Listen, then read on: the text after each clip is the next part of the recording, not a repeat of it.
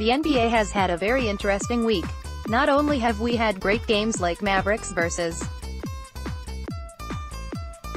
Nuggets a few days ago, but the Phoenix Suns inexplicably beat the Golden State Warriors, and we had the final Warriors vs. Rockets Western Conference Championship rematch of the regular season. However, none of those things are even close to the most interesting things that happened this week.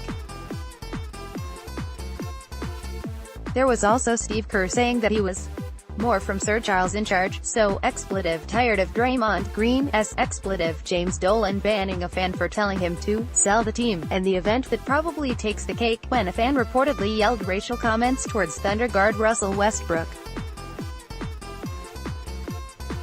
Surely during any one of these events the league or Commissioner Adam Silver would step in and fix something, right? Well, no. Instead, Adam Silver spent his week lamenting it. Meanwhile, there were multiple sources from around the league that called for Silver to step in and resolve at least some of these issues that have cropped up in the recent week. The main problem with the commissioner position in the NBA is that they sort of answer to the owners of the league. Every commissioner is put into the position by the owners, and they are expected to represent their best interests, which can be a problem because that can conflict with the player's best interest. The problem with Adam Silver filling the commissioner position in the league is that he is a product of that NBA owner system, not only filling a spot in former Commissioner David Stern's front office, but also coming into the league as a lawyer and businessman. Despite the problems that could arise from Silver's background, he seems to have handled some tricky situations fairly well in the past. For instance, Silver rightfully received heaps of praise for his swift handling of the Donald Sterling incident, and he was reportedly approached by numerous NFL owners to see if he'd consider running their league instead. The entire NBA has also drawn a lot of praise for many of its socially progressive choices, including not punishing players who participate in political protests and hiring women to hold high positions in front offices. Regardless, Silver has almost certainly dropped the ball on the events that happened this week. The NBA commissioner should be expected to uphold the interests of the players and the league as a whole, and that's a problem because that can often go against owner interest. With that, there were two instances there's really no need for him to comment on the Kerr thing that really needed the NBA's voice here: the Utah Jazz incident and the James Dolan problem. First, the Jazz incident.